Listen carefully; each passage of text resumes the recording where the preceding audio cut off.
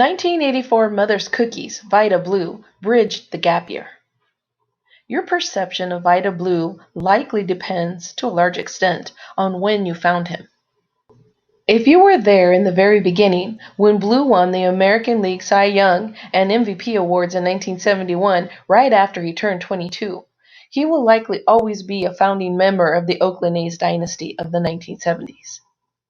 But if you came along a few years later, after the A's were done with their run, and even when the Big Red Machine idling down, you probably think of Blue first as a member of the Cross-Bay Giants. And if your first real memory came in 1982 or 1983, then Blue just might be Royal Blue to you. What happens, though, if you came to this crazy great game and amazing hobby in 1984? Well, you might have heard that Blue was suspended that season. You might have also heard about the legend he built during the 1970s when he was one of the greatest lefties of his generation and maybe of all time. But one thing you wouldn't have done, you wouldn't have pulled a 1984 Vida Blue card from a wax pack or any other type of pack that summer, because there were no new Blue cards. The Big Three must have received Bowie Kuhn's memo.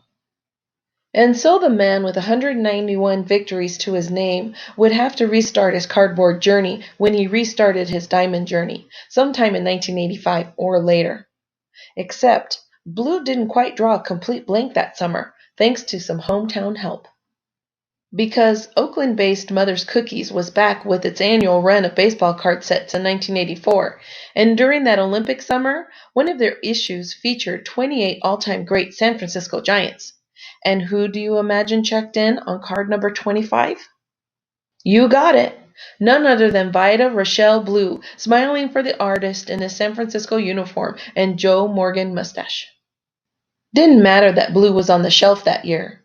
Didn't matter that he spent 1983 with Kansas City. Nope. All that mattered to mothers was that the man was a Bay Area legend and that they had a slot with his name on it.